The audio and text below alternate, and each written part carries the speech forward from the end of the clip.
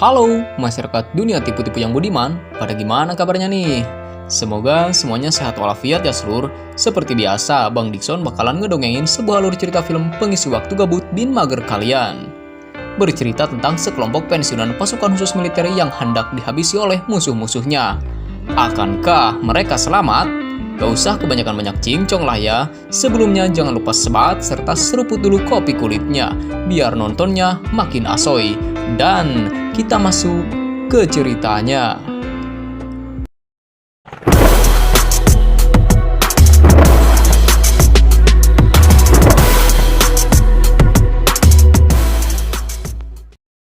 Film diawali dengan diperlihatkannya seonggok kakek tua botak bernama Frank Moses. Botak bukan sembarang botak. Dia ini merupakan mantan pasukan CAI terbaik yang kini telah pensiun. Saking saktinya, Frank disebut sebagai legenda dan dijuluki RED, Retired Extremely Dangerous, atau bisa dibilang pensiunan yang sangat berbahaya.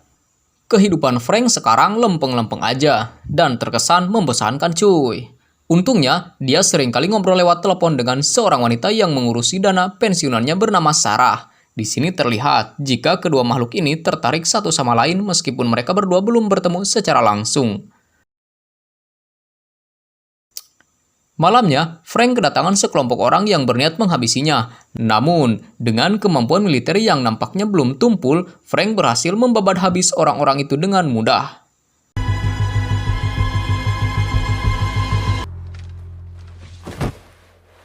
Scene kemudian berpindah pada Sarah yang baru saja sampai di rumah. Di sana, ia terkaget saat melihat Frank yang tiba-tiba telah berada di rumahnya. Sarah yang shock sekaligus takut kemudian menyuruh Frank untuk pergi dari sana. Namun Frank menjelaskan jika ia terpaksa menyelinap ke rumah Sarah karena kini nyawa Sarah dalam bahaya.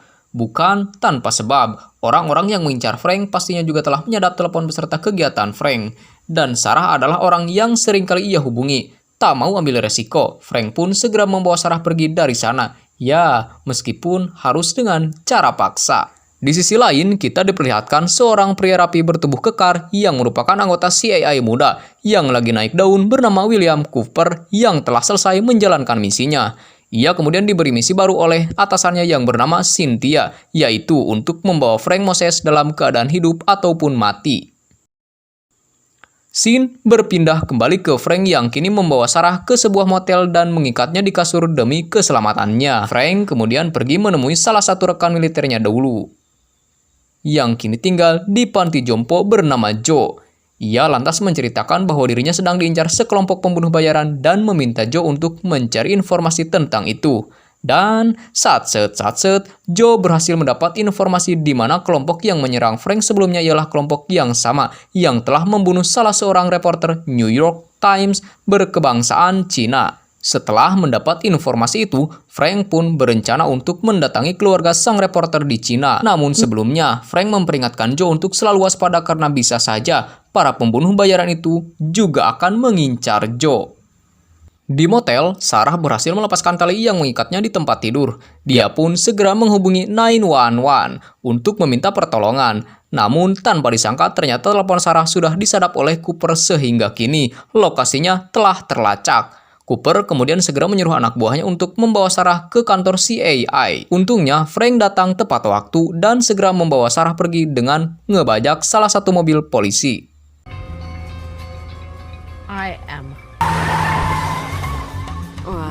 Di tengah perjalanan, mobil Frank tiba-tiba dihantam oleh sebuah mobil hitam yang dikendarai Cooper. Lagi-lagi Frank menunjukkan kehebatannya, di mana dia dengan santainya berjalan keluar dari mobil yang sedang berputar-putar setelah ditabrak Cooper dan segera melancarkan beberapa tembakan yang membuat Cooper terpojok.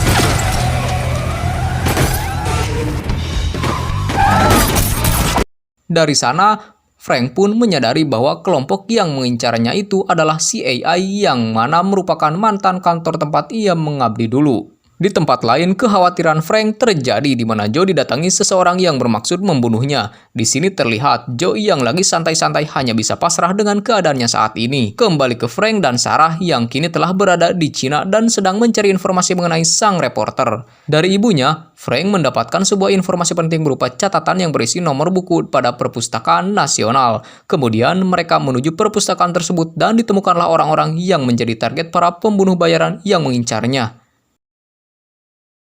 Di sisi lain, Cooper mencari informasi lebih dalam mengenai Frank dengan mendatangi ruang arsip dan mencari berkas-berkas yang berisi semua hal tentang Frank. Faktanya, di masa jayanya, Frank Moses adalah agen terbaik dari CIA dengan prestasi gemilang di mana dia mampu memberantas bandar narkoboy, menangkap teroris, dan bahkan menggulingkan sebuah pemerintahan. Alhasil, Cooper pun hanya bisa nyedik mengetahui semua fakta itu. Singkat cerita, Frank yang kini mengetahui bahwa musuhnya adalah CIA memutuskan untuk meminta bantuan pada teman-teman mantan pasukan khusus yang sama sepertinya. Frank dan Sarah kemudian mendatangi sebuah rumah di pinggir danau, di tempat terpencil untuk menemui seseorang bernama Marvin. Dilihat dari bebenguk serta gerak-geriknya, Marvin ini agak-agak sedeng cuy. Akibat dulunya ia pernah dijadikan bahan percobaan. Meskipun begitu, naluri, intuisi, dan kewaspadaannya sangat tajam. Bukan hanya isapan jempol belaka. Marvin membuktikan kapasitasnya. Dia berhasil mendapat petunjuk lain dari secercik kertas yang berisi target pembunuhan. Dan ternyata list tersebut berkaitan dengan misi yang pernah mereka lakukan di Guatemala.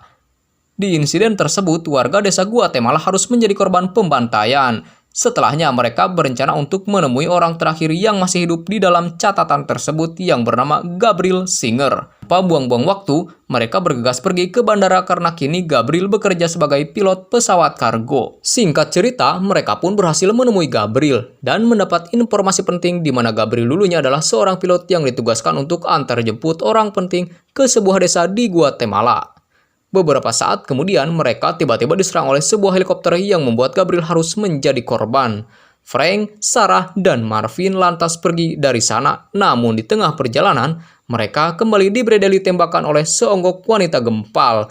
Tak sampai di situ, si wanita ini kemudian mengeluarkan basoka dan menembakkannya ke arah Frank dan kawan-kawan. Marvin yang udah jengkel bet ama nih cewek, mengambil alih komando dan mengajak si wanita berduel. Skill gokil Marvin pun ditunjukkannya. Dia dengan mudah mampu menembak basoka musuh tepat di tengah yang membuat basoka tersebut meledak tepat di dekat si wanita gempal tersebut.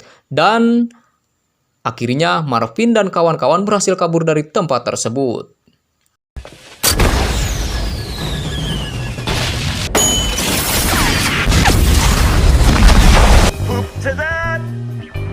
Setelahnya, mereka kemudian mendatangi temannya yang lain di sebuah kantor Federasi Rusia bernama Ivan. Frank meminta bantuan padanya agar ia dapat menyusup ke kantor CIA. Ivan mengiyakan keinginan Frank dan membantunya dengan memberikan denah lokasi, membobol sistem keamanan, dan bahkan memberikan identitas palsu untuk Frank dan Sarah. Benar saja, mereka berhasil masuk ke kantor CIA dan langsung menuju ke ruang arsip untuk mencari informasi lain mengenai misi yang dulu mereka lakukan di Guatemala. Setelahnya, Frank memutuskan tak langsung kabur. Dia malah menemui Cooper di ruangannya. Baku hantam pun tak terelakkan. Dan ya, meskipun udah tuir, Frank berhasil mengobrak-abrik Cooper beserta seisi ruangannya meskipun Frank harus mencicipi timah panas pistol Cooper.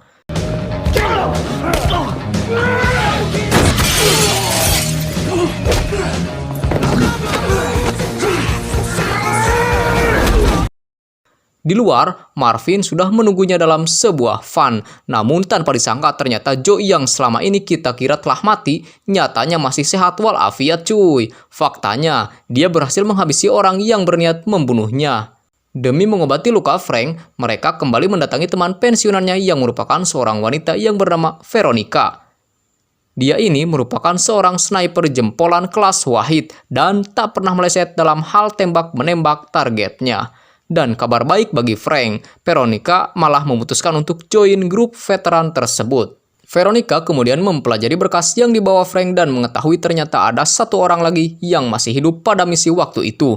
Mereka kemudian mendatangi orang tersebut. Dia adalah Alex, orang yang sangat berbahaya dan punya backingan kuat di belakangnya.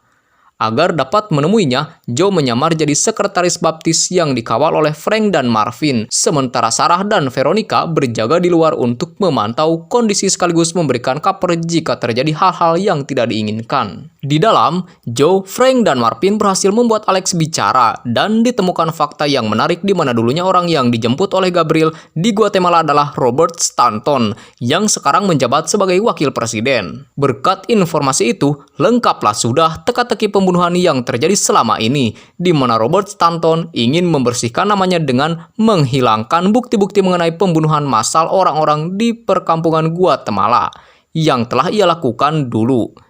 Ia melakukannya karena ia berniat untuk mencalonkan diri sebagai presiden di pemilu selanjutnya. Tak berapa lama kemudian, Cooper datang beserta seabrek pasukannya dan mengepung tempat tersebut. Frank dan kawan-kawan yang masih berada di dalam rumah Alex kehabisan ide untuk kabur. Di sini, Joe berinisiatif untuk mengorbankan dirinya sebagai umpan sehingga Frank dan Marvin bisa melarikan diri. Keinginan Joe itu disetujui Frank. Akhirnya, Moses dan Marvin bisa keluar dari tempat itu dan aksi kejar-kejaran pun terjadi. Mereka semua sempat terdesak karena kalah jumlah cuy.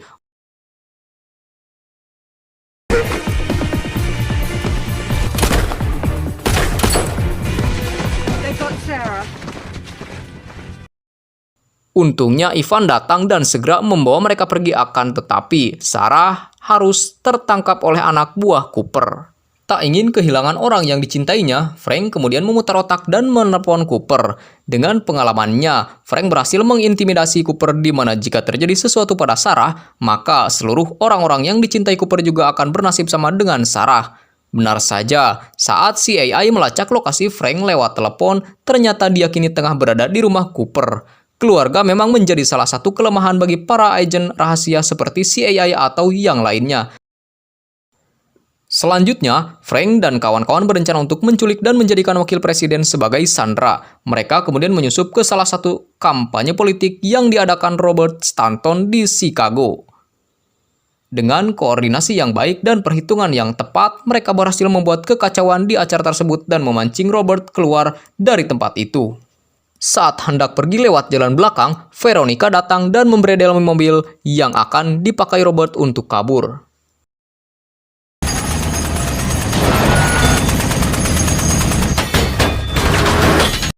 Alhasil Robert kembali dibawa menjauh oleh para pengawalnya hingga sampailah ia di luar gedung. Di sini ia telah ditunggu oleh Marvin yang bersiap dengan bom palsu yang dia pakai di tubuhnya. Seakan ingin melakukan aksi bom bunuh diri, Marvin datang ke arah Robert sambil berlari. Dan tak lama kemudian datang sebuah mobil kepresidenan dan Robert segera masuk ke dalamnya. Tanpa mereka sadari, orang yang menjemput mereka itu adalah Frank dan ya, rencana Frank untuk menculik Robert sukses berat. Setelahnya, Frank kemudian menelpon Cooper yang lagi mengulang tarik setelah dikerjai Frank. Di sini, Frank meminta pertukaran sandera antara Robert dan Sarah di sebuah gedung tua bekas pembangkit listrik. Singkat cerita, bertemulah mereka pada tempat yang sudah ditentukan. Faktanya, Alex lah dalang dibalik semua pembunuhan yang telah dilakukan dan hadir tanpa diduga. Alex menembak Robert. The girl goes free.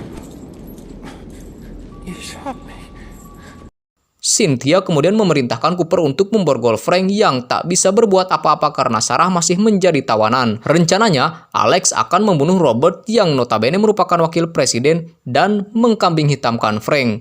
Cooper kemudian memborgol tangan Frank dan sesaat kemudian, Cooper yang merasa telah dibohongi oleh atasannya lantas menembak Cynthia, begitu juga Frank yang satset berhasil menghabisi Alex dengan hanya sekali sikat.